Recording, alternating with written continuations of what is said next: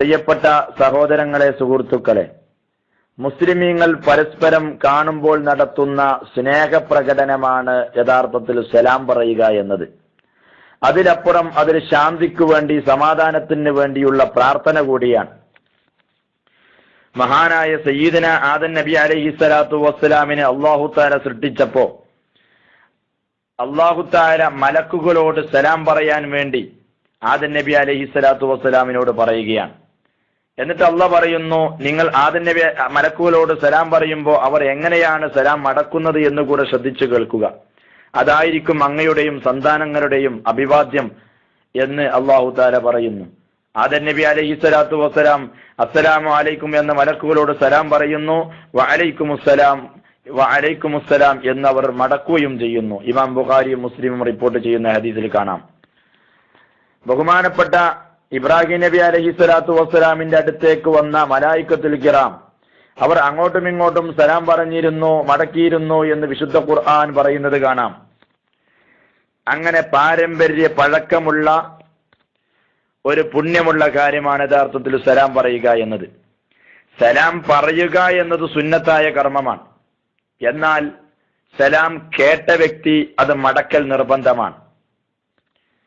പക്ഷെ അങ്ങനെയൊക്കെ ആണെങ്കിലും സലാം മടക്കുക എന്നത് നിർബന്ധമാണെങ്കിൽ പോലും അതിനേക്കാളും വലിയ ശ്രേഷ്ഠത സലാം തുടങ്ങിയ വ്യക്തിയാണ്. അത് കേവലം സുന്നത്തേ ഉള്ളൂ എങ്കിലും അതിന് ശ്രേഷ്ഠത കൂടുതലാണ്. കാരണം സലാം മടക്കിയവന് നിർബന്ധത്തിന്റെ പ്രതിഫലം ലഭിച്ചതു തന്നെ ഈ സലാം പറഞ്ഞ വ്യക്തിയെ കൊണ്ടാണ്. അതുകൊണ്ട് സലാം കൊണ്ട് തുടങ്ങലാണ് മഹത്വമുള്ളത്.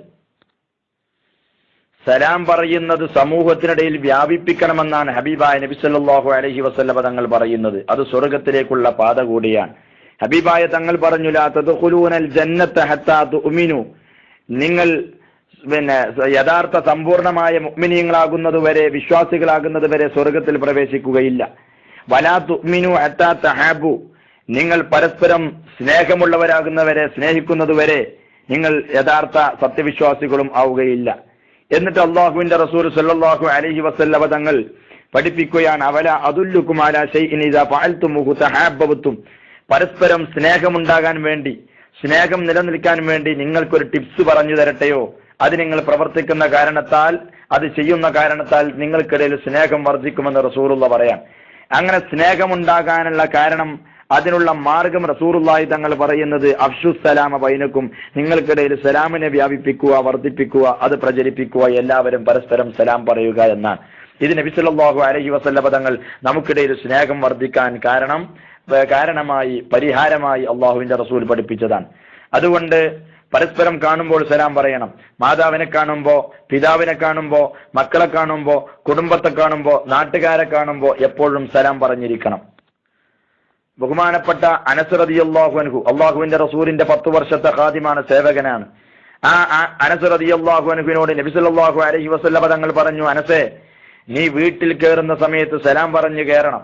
അതുകൊണ്ട് നിനക്കും നിന്റെ കുടുംബത്തിനും അത് ബറക്കത്തുണ്ടാകാൻ കാരണമാണ്. ഹബീബായ റസൂലുള്ളാഹി തങ്ങൾ പറഞ്ഞു. വിശുദ്ധ ഖുർആൻ തന്നെ പറയുന്നത് കാണാം, വിശുദ്ധ ഖുർആനിൽ പറയുന്നത് കാണാം, ഒരു അന്യ വീട്ടിലേക്ക് കയറി ചെല്ലുന്ന സമയത്ത് വീട്ടുകാരുടെ അനുവാദം, കയറാനുള്ള, വീട്ടിൽ പ്രവേശിക്കാനുള്ള അനുവാദം ലഭിച്ച സലാം പറഞ്ഞു കയറണമെന്ന് വിശുദ്ധ ഖുർആൻ പറയുന്നത് കാണാം. അപ്പൊ സലാം പറയുക എന്നതിന് വലിയ പവിത്രതയാണുള്ളത്.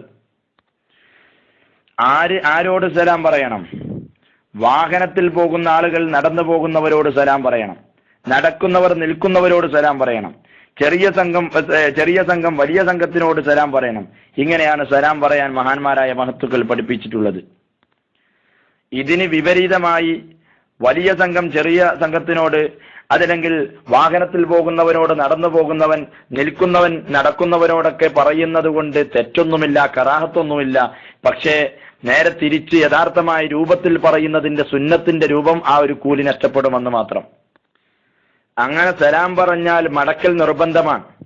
ഒരു സംഘത്തിനോടാണ് സലാം ഒരാൾ പറയുന്നത്. 10 ആളുകളുള്ള സമയത്ത് ഒരു സംഘത്തിനോട് ഒരു വ്യക്തി സലാം പറഞ്ഞാൽ ആ 10 ആളുകളുടെ കൂട്ടത്തിൽ നിന്ന് ആരെങ്കിലും മടക്കലാ നിർബന്ധമുള്ളത്. ബാക്കിയുള്ളവർക്കൊക്കെ മടക്കൽ സുന്നത്താണ്. എന്നാൽ ഒരു വ്യക്തിയോട് 10 ആളുകൾ അടങ്ങുന്ന, അല്ലെങ്കിൽ ഒരു സംഘം എല്ലാവരും ഒന്നിച്ചു സലാം പറഞ്ഞു, അല്ലെങ്കിൽ ഓരോരുത്തരായിട്ട് ഒരു സംഘം, വലിയ സംഘം ഒരൊറ്റ വ്യക്തിയോട് സലാം പറഞ്ഞാലോ? എന്നാൽ എല്ലാ വ്യക്തികൾക്കു വേണ്ടി എല്ലാ സലാമിനും വേണ്ടി ഒരൊറ്റ പ്രാവശ്യം സലാം അടക്കിയാൽ മതി. ഫുഖഹാ രേഖപ്പെടുത്തുന്നത് കാണാം. പരിചയക്കാരും കുടുംബക്കാരും സ്വന്തക്കാരും സലാം പറയുന്നത് കൊണ്ട് വിരോധമില്ല. പക്ഷേ അന്യപുരുഷന്മാർ അന്യ സ്ത്രീകളോടോ അന്യ സ്ത്രീകൾ അന്യപുരുഷന്മാരോടോ സലാം പറയുന്നത് ശരിയല്ല. ഇസ്ലാം പറയുന്നു അന്യ സ്ത്രീകൾ സലാം പറയുന്നതും മടക്കുന്നതും അന്യപുരുഷന്മാരോട് സലാം പറയുന്നതും മടക്കുന്നതും ഹറാമാണ് സ്ത്രീയെ സംബന്ധിച്ചിടത്തോളം. എന്നാൽ അന്യപുരുഷന്മാർ അന്യ സ്ത്രീകളോട് സലാം പറയുന്നതും അവരുടെ സലാം മടക്കുന്നതും കറാഹത്താൻ മഹാന്മാരായ ഫുഖഹാ രേഖപ്പെടുത്തി. എന്നാൽ ഒരു സംഘം സ്ത്രീകളുണ്ട്, ഒരുപാട് ആളുകളുണ്ട്, രണ്ടോ അല്ലെങ്കിൽ അതിലധികമോ സ്ത്രീകളുണ്ട്, അവർ അന്യരാണ്. എന്നാൽ ഒരു പുരുഷന് സലാം പറയുന്നത് കൊണ്ട് വിരോധമൊന്നുമില്ല. ഏതായാലും സലാം പറയുന്നതിന്റെ രൂപം ഇങ്ങനെയാണ് മഹത്തുക്കൾ പഠിപ്പിച്ചത്. എഴുത്തിലൂടെയാണ് ഒരാൾ സലാം പറഞ്ഞിട്ടുള്ളത് എങ്കിൽ എഴുത്തിലൂടെയും വാക്കുകൊണ്ടും സലാം അടക്കാവുന്നതാണ്. എന്നാൽ ചില ആളുകൾ മറ്റുള്ളവർക്ക് വേണ്ടി സലാം വേറൊരു വ്യക്തിയുടെ അടുത്ത് കൊണ്ട് പറഞ്ഞേക്കാറുണ്ട്. എ എന്നൊരു വ്യക്തി ബിയോട് പറഞ്ഞു സിയുടെ അടുത്തേക്ക് നിങ്ങൾ സലാം കൊണ്ടുപോയി കൊടുക്കണം. അപ്പോ എ ബിയോട് പറഞ്ഞു അസ്സലാമു അലൈക്കും എന്ന് സിയോട് നിങ്ങൾ പറയണം. എന്നാൽ ബിക്കും സലാം മടക്കൽ സുന്നത്തുണ്ട്. മാത്രമല്ല അത് സുന്നത്താണെങ്കിൽ പോലും സിയിലേക്ക് ഈ ബി എന്ന് പറയുന്ന വ്യക്തി സലാം എത്തിച്ചു കൊടുക്കൽ നിർബന്ധമാണ്. കാരണം എയിൽ നിന്ന് ബി എന്ന് പറയുന്ന വ്യക്തി ആ സലാം പറയുക എന്നതൊരു അമാനത്തായി, ഒരു സൂക്ഷിപ്പായി, ഒരു അമാനത്തായി ഏറ്റെടുത്തുകൊണ്ട് അത് നിർബന്ധമായും എത്തിച്ചു കൊടുക്കണം. അപ്പോൾ ഒരു ദൂതൻ മുഖേന വന്ന സലാം എങ്ങനെയാണ് മടക്കേണ്ടത്?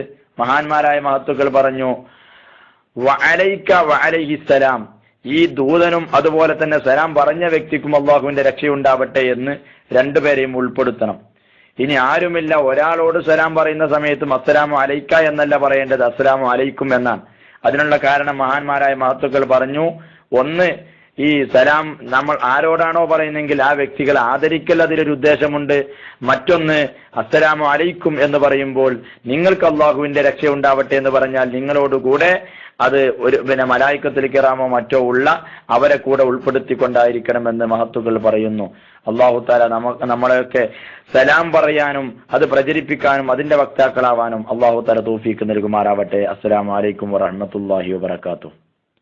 www.hubburrasool.net